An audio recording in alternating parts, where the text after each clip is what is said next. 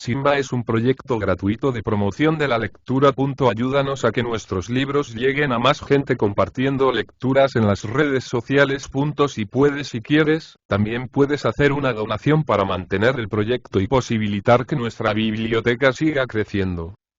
El último fauno. Clemente Palma. Cuento a José S. Chocano. Todo lo había invadido la religión cristiana desde hacía mucho tiempo. Los dioses del Olimpo habían renunciado honrosamente a la inmortalidad en la tierra. El orgulloso Júpiter, ¿para qué había de vivir si no había de reinar? Y lo mismo Venus, Saturno, Diana y Marte.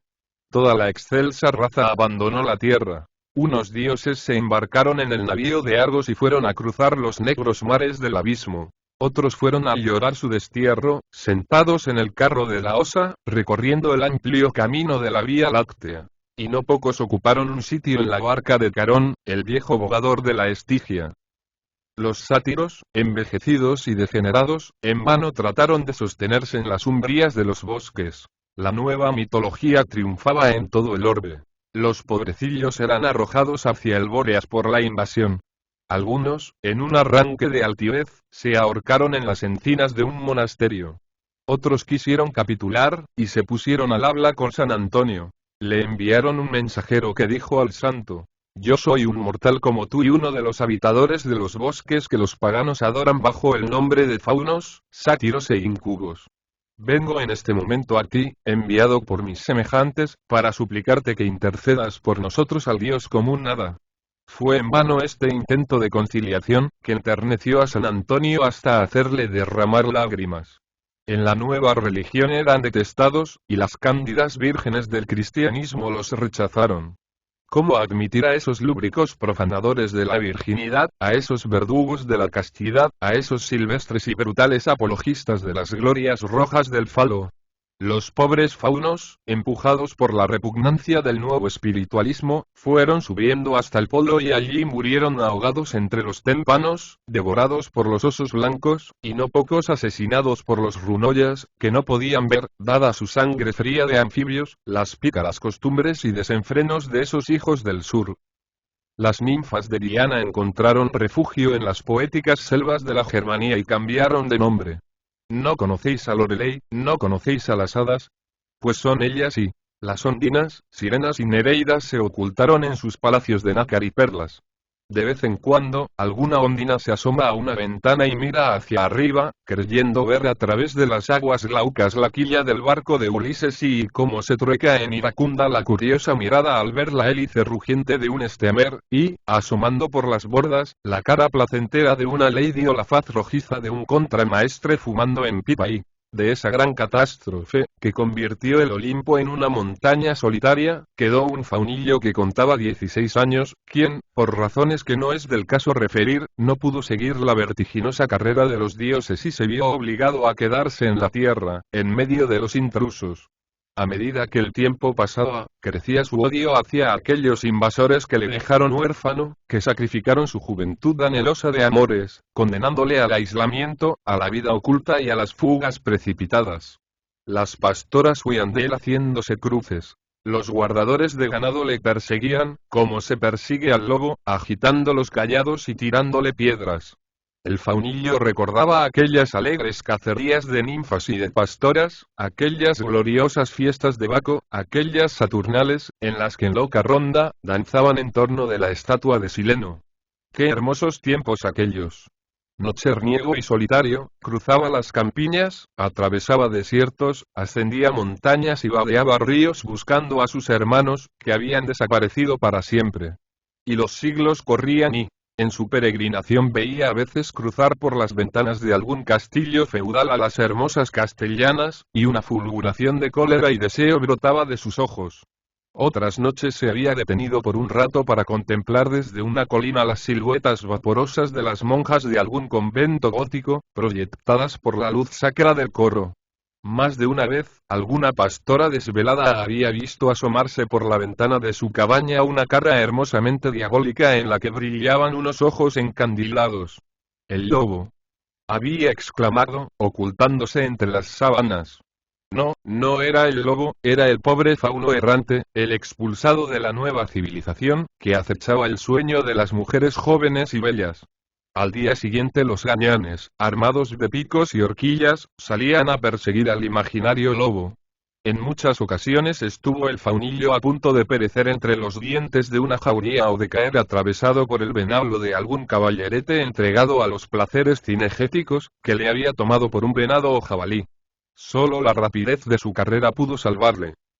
Así, en esta vida aventurera y nocturna, comiendo dátiles en los desiertos y bellotas en los bosques, bebiendo la leche de las cabras montaraces y el agua de los arroyos, cruzando sierras, bosques y llanuras, costeando las ciudades, pasando a nuevos continentes, huyendo de los hombres y persiguiendo a las mozas incautas que tenían la imprudencia de salir de noche, él fue el padre de esa generación de íncubos que alarmaba a los teólogos de la Edad Media, vio transcurrir cerca de 30 siglos. Por fin, una tarde llegó a la orilla del mar y vio frente a la costa un islote. De pronto tuvo una agradable sorpresa. Vio en él formas humanas que le recordaron las antiguas fábulas y hasta creyó oír el inolvidable Evoe de Anacreonte y se arrojó al mar y fue nadando, como cuando cruzaba los lagos de la Arcadia. Efectivamente, debajo del islote vivían muchas ondinas que recibieron locas de alegría al joven rezagado de la muerta mitología. Las ursulinas, huyendo de los calores ciudadanos, habían ido a pasar el verano a un monasterio de la orden, que tenían a orillas del mar. Qué batahola formaban las jóvenes novicias, retozando alegres sobre la playa solitaria. Las muchachas daban tregua a las maceraciones y severidades de la vida mística, y sentían hervir bulliciosa en sus venas la sangre inquieta de una infancia no lejana. Figuraos que la mayor de las novicias no tenía 20 años. Vestidas de baño bajaban la pequeña colina. Albas como las santas hostias, parecían una resurrección de los tiempos del peplo. Las habríais creído, al verlas bajar en formación, serias y públicas, 14 cimodéceas conducidas al circo para que sus carnes vírgenes fueran devoradas por los leones. Pero una vez en la playa, las hubierais tomado por 14 vestales que hubieran enloquecido por habérseles extinguido el sagrado fuego del hada. La hermana Ágata de la Cruz, entre ellas se denominaban con los nombres que pensaban adoptar el día de la profesión, rubia, resplandeciente, con sus 20 años de pureza dedicados a los santos ensueños, era la más endiablada y juguetona. Toda la playa parecía alegrarse con sus carcajadas cristalinas, con sus bromas inocentes, sus carreras y movimientos llenos de gracia y ligereza. Sus carnes, castamente veladas por la capa de baño, se estremecían al entrar en el agua con la ascensión paulatina del frío. Qué hermosa se ponía cuando cruzaba las manos y apretaba los dientes a cada caricia brutal de la ola. Y la pálida Lucía del Sagrario, siempre con los ojos bajos, pero fulgurantes, como si llevara detrás de las pupilas una luminosa visión beatífica. Y Ana del Corazón de Jesús con sus ojazos negros, profundos y apasionados, y unos labios que parecían hechos con sangre de fresas y granadas. Y Rosa del Martirio, un poco gorda, pero admirablemente modelada, rebosando salud por sus frescas mejillas. Y Teresa de los Dolores, nerviosa, enfermiza, pero expresiva y graciosa en todos sus movimientos.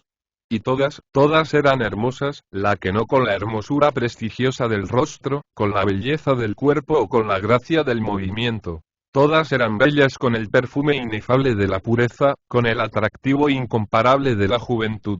Nada más adorable que ese grupo de niñas saltando, riendo, gritando, chapaleteando entre las olas, burlándose de las caricias del mar, que salpicaba con sus espumas todos esos encantos ofrendados piadosamente a la divinidad.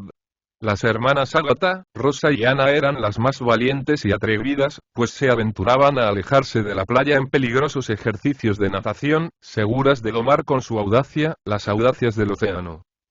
Entretanto, la madre Clara, sentada a la sombra de una roca, leía devotamente en su libro de horas, y levantaba con frecuencia la cabeza, bien para sonreír a alguna de las novicias que le dirigía alguna zalamería, bien para reprender suavemente a otra que había dicho algo vagamente pecaminoso, bien para observar con inquietud a las atrevidas nadadoras o bien para consultar la hora en un modesto relojillo de acero. El joven fauno, desde su lejano islote, veía la agitación de todos estos cuerpos puros y bellos. Las caricias de las ondinas, frías como peces, helaban todo apasionamiento. Oh, cómo habían cambiado. No eran ya las amorosas y vehementes siervas de Calipso. No eran siquiera como esas cristianas, cuya austera religión le había dejado huérfano. A la vista de ellas, toda la sangre que fermentaba en él hacía 20 siglos le habló al oído inspirándole innobles deseos. Todas las truhanadas de su estirpe le acudieron a la cabeza y recordó los raptos fáunicos en las penumbras del bosque. Una mañana vio a las 3 nadadoras cerca del islote. El fauno cogió un pulpo y nadó por debajo del agua hacia el sitio en que, tranquilas y descuidadas, nadaban charlando y riéndose las 3 jóvenes religiosas. De pronto, Ágata vio una sombra que se movía debajo de ella, se volvió asustada, quiso huir, llamó a sus compañeras, pero ya era tarde.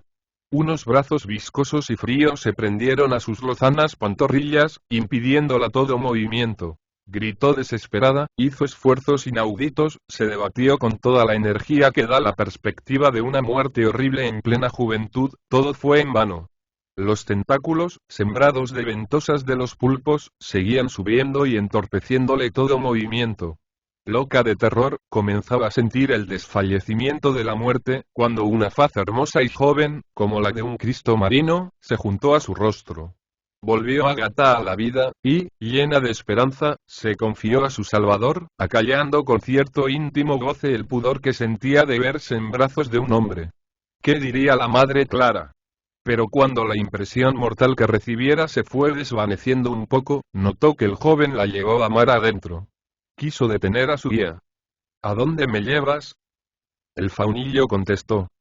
Cristiana, bajo esta faz juvenil llevo 20 siglos de desesperación. Mírame bien. Soy un fauno, el último de mi raza. Durante 20 siglos he buscado vanamente una mujer amable. No ha llegado y hasta hoy. Te he espiado, Cristiana, te he espiado, y al verte tan hermosa se ha incendiado mi corazón en amor. Te amo, Cristiana, te amo. Eres más bella que las hijas de la Grecia difunta. Eres mía, y bendigo los 20 siglos de sufrimiento que he pasado. Te he sorprendido en el mar, como sorprendían mis hermanos a las pastoras en la selva. Te llevaré a una isla solitaria. Arrullaré tu sueño con las canciones del viejo Anacreonte y ámame, Cristiana, ámame. ¿Qué pensó la espiritual hermana Ágata de la Cruz?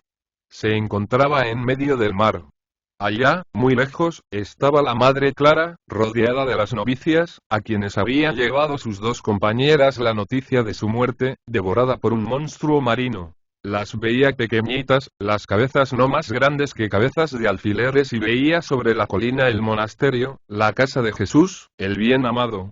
Aquí, junto a ella, estaba el fauno, apasionado, hermoso, tembloroso de amor con lágrimas en los ojos, ofreciéndole un cariño que había fermentado 20 siglos y los faunos no pertenecían a la raza de los judíos. Se habría dejado morir 1000 veces antes que consentir que la tocaran un cabello las manos de un judío, manos asesinas, manos enrojecidas con la sangre divina del Salvador. ¿Qué más pensó la espiritual hermana Ágata de la Cruz? Y después de un rato de silencio y de reflexión, la novicia comprimió ligeramente el hombro del fauno, y con voz tímida, que traducía sus escrúpulos, le dijo: Júrame, fauno, que creerás en la divinidad de nuestro Señor Jesucristo. Te lo juro, Cristiana. Y el fauno, con su valiosa carga, loco de alegría, siguió nadando hacia una isla que vagamente se bosquejaba en el horizonte. Media hora después habían perdido de vista la tierra, pero llegó a los oídos de Ágata el sonido lúgubre de la campana del monasterio que doblaba por ella. Entonces oró, y 2 lágrimas ardientes cayeron sobre la espalda blanca y tersa del faunillo. Y siguieron nadando.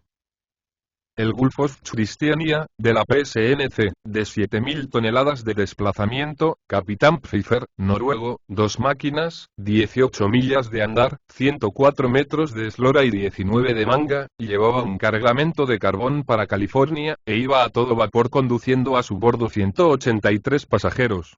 Entre ellos se contaba Sarah Bernhardt, la egregia artista, una compañía de saltimbanquis, 6 sacerdotes, y una pareja de recién casados. He aquí lo que pasó. Turanio, el clown, un clown francés que había hecho furor en Nueva York por la donosura de sus saltos mortales y lo estrambótico de sus gestos, había cogido uno de los anteojos, y, recostado sobre la barandilla, escudriñaba el mar imitando los gestos del piloto. Sarah Bernhardt leía, por centésima vez, las memorias de Sarah Barnum, libelo que escribió contra ella María Colombieri. Qué gracioso era Turanio. La recién casada se reía hasta derramar lágrimas. De pronto, Turanio, haciendo una pirueta de terror cómico, exclamó: «¡Un tiburón blanco!». Y, en efecto, allá lejos, se veía algo que vagamente parecía el dorso de un pez blanco, que aparecía y se ocultaba constantemente. Stirno, el otro clown, llegó con una nariz descomunal, armado de una carabina inglesa de balas explosivas. Las carcajadas atronaron el buque. Se entabló la disputa.